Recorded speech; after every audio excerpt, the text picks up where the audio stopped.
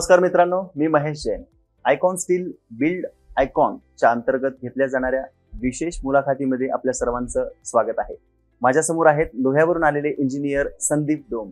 Sir, आपलं या ठिकाणी मनापासून स्वागत आहे. धन्यवाद. सरांचा जवळजवळ 8.5 वर्षापासूनचा एक्सपिरियन्स आहे. सरांचे विविध प्रोजेक्ट्स आपल्या नांदेड जिल्ह्यामध्ये होत आहेत आणि जवळजवळ सरांचे 400 पेक्षा जास्त प्रोजेक्ट्स नांदेड जिल्ह्यामध्ये त्यांनी केलेले आहेत. तर सर, तुम्हाला तुमच्या कारकिर्दीबद्दल, आतापर्यंतच्या प्रवासाबद्दल तुम्हाला थोडक्यात प्रेक्षकांना सांगायचे, जे तुम्ही अचिव्हमेंट केली आहे कशा प्रकारे केली थोडक्यात प्रेक्षकांना. नमस्कार, मी इंजिनियर संदीप डोम. सर्वप्रथम मी आयकॉनचा धन्यवाद देतो की त्यांनी ह्या प्लॅटफॉर्म आम्हाला इन्व्हाइट केलं, त्याबद्दल सर्वांचे आभार. हा क्षेत्र निवडण्यामागचं कारण की आमचं पहिल्यापासूनच बिल्डिंग कन्स्ट्रक्शनचं वगैरे काम सुरू होते. ओके. आणि माझ्या वडिलांचे आणि म्हणा काकांचे मला family building building material supplier वगैरे आहे. तर ते तुम्हाला एक थोडीशी प्रेरणा भेटली की आपण पण ह्या लाईनमध्ये आलो पाहिजे किंवा ह्या फील्डमध्ये आलो पाहिजे. म्हणून मी सिव्हिल फील्ड निवडली आणि आतापर्यंत मी माझं 2015चं पासआउट आहे. माझी इंजिनिअरिंग बघायला गेलं तर औरंगाबादला झालेली आहे. 10वी नंतर डिप्लोमा केला, तो कोल्हापूरला केलेला आहे. आणि जसं मी 2015चा पासआउट झालो त्यानंतर मी पुण्यामध्ये वर्किंग होतो. पुण्यामध्ये मी बरेच प्रोजेक्ट केलेले आहेत. फिरायमध्ये इन्फ्रास्ट्रक्चरमध्ये वर्किंगला होतो तिथे. सध्या करंट मध्ये तुमचे प्रोजेक्ट सुरू आहेत. मला 70 पेक्षा जास्त प्रोजेक्ट तुमचे सुरू आहेत सध्या. तर ते कुठे आहेत सर? आता 2024 मध्ये माझे 70+ प्रोजेक्ट सुरू आहेत आणि ते लोहा तालुक्यामध्ये आहेत. प्रॉपर लोह्यामध्ये तर आहेतच. आणि अहमदपूर झालं, गंगाखेड झालं, कंधार झालं. ओके. हा तालुक्यामध्ये सुद्धा नांदेड जिल्ह्यामध्ये सगळीकडे काम सुरू. तुमचं प्रेरणास्थान कोण आहे? आता प्रेरणास्थान म्हणायला गेलं तर फॅमिली प्रेरणास्थान आहे. त्यांच्यापासून मला ही आयडिया भेटली की आपण सुद्धा ह्या फील्डकडे जाऊ शकतो. Thank you sir. पुढचा प्रश्न तुमच्यासाठी असा आहे की कुठलेही बांधकाम करताना अकुशल जे कामगार असतात त्यांच्याकडून काम करून घेणं किती धोकादायक ठरू शकतं? बघायला गेलं तर हा खूप मोठा टास्क आहे. कोणतं पण काम करताना आपण कुशल कामगार कोण केलेलं कधी पण चांगलं असते. एखाद्या पर्सनला त्या गोष्टीबद्दल अगोदर माहिती असणं गरजेचं, एकदम इम्पॉर्टंट सध्याच्या काळाची गोष्ट आहे. आपण आता सध्याला बघू शकतो, आपण आता रेनी सीझन मध्ये टीव्हीवर न्यूजवर बरेच असे न्यूज येत आहेत की ह्या गोष्टीमुळे इथल्या गोष्टी झालेल्या आहेत. ते कशामुळे होतात? अकुशल कामगारमुळे, काहीतरी टेक्निकल प्रॉब्लेम असतात, ह्या गोष्टीमुळे होत असतात. जर आपण एखाद्या ठिकाणी कुशल कामगार आपण काम केलं तर आपलं काम फास्ट होतं. कामामध्ये बाकी चुका असतात त्या होत नसतात. बरोबर, असे बरेच फायदे होतात. तर माझं मत असं राहील की कुशल कामगार काम करून घेतलेलं कधी पण होतं.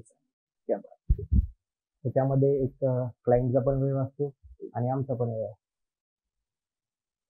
पुढचा प्रश्न सर असा आहे की बांधकाम करताना जे आपण साहित्य निवडतो त्या ठिकाणी आपण कुठली काळजी घ्यायला पाहिजे किंवा कुठल्या प्रकारचं साहित्य निवडलं पाहिजे? सर्वप्रथम आपण काम कोणत्या पद्धतीमध्ये करतोय, कामाची पद्धत कोणती, काम कोणत्या एरियामध्ये करतोय, कामाचं लोकेशन, ह्या सगळ्या गोष्टी अगोदर आपण व्यवस्थित तपासल्या पाहिजे. बरोबर. आता समजा आपण एखाद्या लोह्यासारख्या ठिकाणी काम करतो, इथलं बऱ्यापैकी टेम्परेचर बघायला गेलं तर 40च्या अबोव असतो उन्हाळ्यामध्ये वगैरे. तर ह्या ठिकाणी त्या पद्धतीने आपण गोष्टी वापरल्या पाहिजे, जसं की सिमेंट झालं, वाळू झालं किंवा बाकी काही मटेरियल असतील. बरोबर, त्या पद्धतीने आपण कामाची पद्धत करू शकतो. असंच प्रत्येक लोकेशनचं आहे. आपण कोकणामध्ये करतोय तर कोकणाच्या पद्धतीने तिथल्या पद्धतीने सगळ्या गोष्टी चेंज होतील. त्या रिजननुसार त्या गोष्टी चेंज होणार, तर त्या आपण पद्धतीने ती गोष्ट वापरली पाहिजे. तरी साहित्य कुठले निवडले पाहिजे? म्हणजे आता हे कन्स्ट्रक्शनसाठी जनरली बघायला गेलं तर सिमेंट, वाळू, तसं कुणी हलक्या क्वालिटीची पण प्रोडक्ट्स यूज करतात. हो, नक्की. कुठेतरी पैसा बचत करण्याचा हेतू असतो लोकांचा. त्या ठिकाणी बरेच क्लायंट कसे असतात की हलक्या क्वालिटीचे मटेरियल यूज करतात, पण पुढे चालून ते त्यांना खूप कॉस्टली पडतं. आता मार्केटमध्ये बरेच दुसरे पण स्टील वगैरे आहेत, पण आपण आयकॉन स्टील वापरलं तर त्याच्यामध्ये तुम्हाला ऑलरेडी सगळ्या गोष्टी माहिती असतात.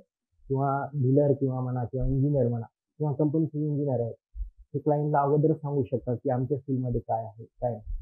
ते बाकी स्टील लोकल मार्केटला तर भरपूर असेल, प्रत्येक जिल्ह्यावर कंपनी असते, पण आपण ब्रँडेड गोष्टी वापरणं आणि क्वालिटी गोष्ट वापरणं खूप महत्त्वाचं आहे प्रत्येक गोष्टीमध्ये. हे स्टील संदर्भात झालं, तसं सिमेंट बाबतीत आहे. हो ना.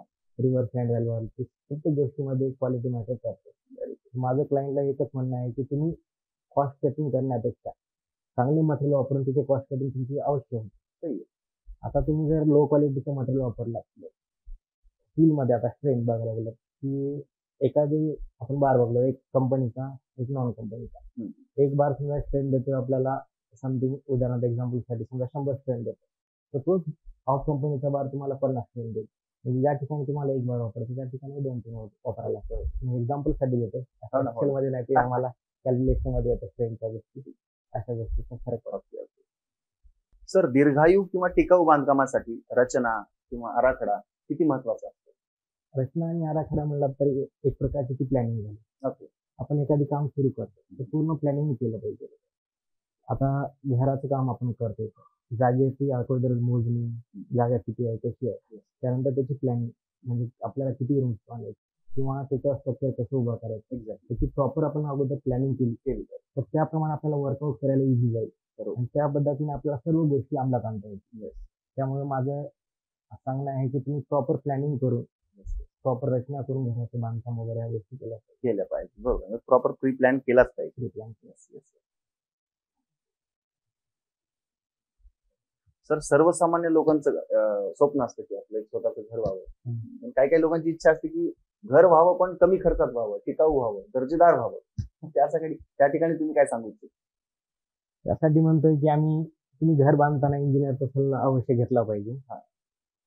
आम्ही कसं म्हणजे प्रॉपर प्लॅनिंग करतो की घर तुमचं कसं झालं पाहिजे, कोणत्या पद्धतीचं झालं पाहिजे, तुमच्या एरियानुसार किंवा त्या गोष्टीनुसार तुम्हाला किती गरज आहे, कोणतं आम्ही असं पूर्ण म्हणजे त्यांना एस्टिमेट देतो ते की तुमच्या एवढ्यामध्ये ह्या गोष्टी सर्व घेतल्याच पाहिजे. म्हणजे ह्या प्रकारे कसं होईल की तुम्हाला अगोदरच टोटल नॉलेज येईल की आपण हे घर करतो किंवा ही वास्तू करतो, त्यासाठी आम्हाला एवढा खर्च येणार आहे, ते येणार. आता आम्ही त्यात कॉस्ट कटिंग किंवा क्लायंटची बचत ती कशाने करतो की आम्ही प्रॉपर डिझाईन करतो. समजा आपण तुम्ही बांधणार आहात 2 मजली तर स्टील 5 मजली 2 हे नाही ना उपयोग नाही, किंवा ते कॉलम साईज बीम साईज जी असते ती प्रॉपर दिली पाहिजे. तर त्या गोष्टी आम्ही अगोदरच करतो. किंवा तुम्हाला काही टेक्निकल ऍडवाइस असतात की आम्ही म्हणतो बिल्डिंग परमिशन झालं, ह्या गोष्टी तुम्ही केल्या पाहिजे. कारण पुढे चालून जे काही अडथळे येणार आहेत किंवा तुम्हाला काही डिफिकल्टी येणार आहेत त्यांची आम्हाला अगोदरच आयडिया असते. बरोबर. तर ते आम्ही अगोदर तुम्हाला कल्पना देतो त्या गोष्टीबद्दल, कशी तुम्हाला प्लॅनिंग करायला सोपी झाली. एक प्रकारे असं केल्यामुळे की तुमचं कॉस्ट कटिंग तर होईलच, तुमचं घर दर्जेदार होईल, बांधकामाची क्वालिटी सुधारेल, सगळ्याच गोष्टी व्यवस्थित पार होईल. आणि मेन असतं की कन्स्ट्रक्शन लाईन मध्ये की काम टाइम मध्ये, तर तुमचा टाइम वाढला तर कॉस्ट वाढते. तर ती गोष्ट आम्ही प्रॉपर मॅनेज करू शकतो की आमच्या प्लॅनिंग थ्रू किंवा आमच्या गायडन्स. सर, सर्वसामान्य लोक जेव्हा घर बांधतात किंवा एखादा कॉन्ट्रॅक्टर जेव्हा कॉन्ट्रॅक्ट देतो एखाद्या घराचं बांधकाम करण्याचं, तेव्हा त्यांना तुम्ही कुठल्या टिप्स सांगू इच्छिता? कुठल्या तुमच्या आयडियाज काही तुम्ही सांगा, तुमचे काही एक्सपिरियन्स त्यांना सांगा. सामान्य माणूस जेव्हा घर बांधतो तेव्हा बरेच जण कसं, सर्वजण म्हणण्यापेक्षा बरेच जण कसं करतात की भरपूर जणांचे सल्ले घेतात. त्यात टेक्निकल असतात, नॉन टेक्निकल असतात. तर माझं मत आहे की तुम्ही टेक्निकल माणसाचे सल्ले जास्त घेतले तर तुम्हाला फायदेशीर. एखाद्या फील्डशी रिलेटेड, आता समजा कन्स्ट्रक्शनचं काम आहे, तुम्ही सिव्हिल इंजिनियरला विचारलेलं चांगलं आहे की तो तुम्हाला टेक्निकल ऍडवाइस देईल, प्रॉपर देईल. तर तुम्ही एखाद्या असं गवंड्याला वगैरे न विचारता प्रॉपर इंजिनियर कोण आधी सर्व प्लॅनिंग करून घेतलेलं कधी पण चांगलं. तर त्यांना माझा हा सल्ला राहील की तुम्ही एक आता प्रॉपर्टी खरेदी करताना इंजिनियर आणि वकील यांचा सल्ला घेतला पाहिजे, आणि कन्स्ट्रक्शन करताना तुम्ही इंजिनियरचा सल्ला 100% घेतला पाहिजे. सर, दुसऱ्या कंपनीची स्टील आणि आयकॉन स्टील च्या गुणवत्तेबद्दल तुम्हाला, म्हणजे दोन्ही मधला फरक काय आणि आयकॉन स्टील बद्दल तुम्हाला काय वाटतं, गुणवत्ता कशी वाटते? आयकॉन स्टीलची गुणवत्ता तर उत्तमच आहे. आता रिसेंटलीच त्यांनी एक स्टील बार लॉन्च केलं आहे की डीएस म्हणून, आयकॉन डीएस. त्यामध्ये त्यांनी काय केलंय की हाय डक्टिलिटी आणि हाय स्ट्रेस ते समजा इन्क्रीज करून पाठवलं, म्हणजे इन्क्रीज करून त्यात हे केलेलं आहे. तर त्यांचं अगोदरचं जे स्टील होतं ते पण स्ट्रेंथफुलच होतं, पण त्यात त्यांनी अजून ऍडव्हान्स मध्ये केलेलं आहे, अजून स्ट्रॉंग केलेलं आहे. तर त्याचा फायदा आपल्याला काय होईल की नक्कीच कॉस्ट कटिंग मध्ये. आपण तुम्ही मगाशी मला क्वेश्चन केला की क्लायंटला म्हणजे कसं बचत होईल, स्टील वापरल्याने नक्कीच बचत होईल. जिथे आपल्याला बाकी कंपनीचं स्टील समजा उदाहरणार्थ 5 टन वगैरे लागते, तर तिथे तुम्हाला 200-300 किलो जरी आपण स्टील हे वापरल्यामुळे वाचू शकतो. मेन काम असतं स्टीलचं स्ट्रेंथ, आणि ह्यांची स्ट्रेंथ एवढी हाय आहे की त्याच्यामुळे आपल्याला नक्कीच फायदा होईल. परत आता मी माझ्या ह्या वर्षीच्या साईडमध्ये 70% 50% साईडमध्ये आयकॉन स्टील यूज करतो. तर ते साईडवर सुद्धा त्यांचा प्रॉब्लेम येत नाही. की साईडवर मेन प्रॉब्लेम काय असतो स्टीलच्या बाबतीत की बार बेंड होत नाही. आम्हाला हे सहसा ऐकण्यासाठी भेटतं की साहेब बार बेंड होत नाही, दुसरे स्टील वापरू का, हे स्टील वापरू का. तर ते आम्ही त्यांना ह्यावेळेस अवश्य सल्ला देतो की तुम्ही आयकॉनचं स्टील वापरा. की त्यांची बेंडेबिलिटी एवढी आहे की ते इझिली बार बेंड होतो आणि क्रॅक वगैरे फॉर्म होत नाही. त्याच्यामुळे काय होतं की प्रॉपर स्टिरअप्स आपण बनवू शकतो किंवा ज्या वेळेस आपण बार बेंड करतो तेव्हा क्रॅक नाही झाला पाहिजे. हे 100% म्हणजे ह्याच्यातून म्हणजे चांगलंच आहे ह्या बाबतीत ह्या स्किल्स. तर मी नक्कीच हे देईल की क्लायंटला तुम्ही आयकॉन स्किल वापरा. यात तुमची कॉस्ट कटिंग तर होईलच आणि तुम्हाला जी स्ट्रेंथ पाहिजे ती स्ट्रेंथ पण तुम्हाला भेटून जाईल. म्हणजे आपला मोटो काय आहे की स्ट्रक्चर बांधणं, इंजिनियर लावणं. म्हणजे इंजिनियर लावणं म्हणजे तुम्ही कशासाठी लावताय की तुमची प्रॉपर प्लॅनिंग झाली पाहिजे आणि कॉस्ट सेव्हिंग झाली पाहिजे. तर ह्या दोन्ही गोष्टी होऊ शकतात. तर तुम्ही नक्कीच आयकॉन स्किल वापरा. वापरला नसाल तर एक वेळेस अवश्य वापरून बघा. आमचा हा सल्ला राहील. नक्कीच धन्यवाद. अतिशय सुंदररित्या तुम्ही मार्गदर्शन केले सर्वांना आणि नक्कीच तुमच्या या अनुभवाचा फायदा सर्वांनाच होईल. तर आयकॉन स्टील बिल्ड आयकॉनच्या या विशेष मुलाखतीमध्ये आज लोह्यावरून आलेले विशेष इंजिनियर संदीपजी डोम यांचा आज या ठिकाणी आगमन झालं आणि त्यांनी खूप सुंदररित्या सर्वांना आपल्याला मार्गदर्शन केलेलं आहे. तर पुन्हा एकदा आपले मनापासून आभार. धन्यवाद. आपण या ठिकाणी आला खूप छान वाटलं. Thank you so much.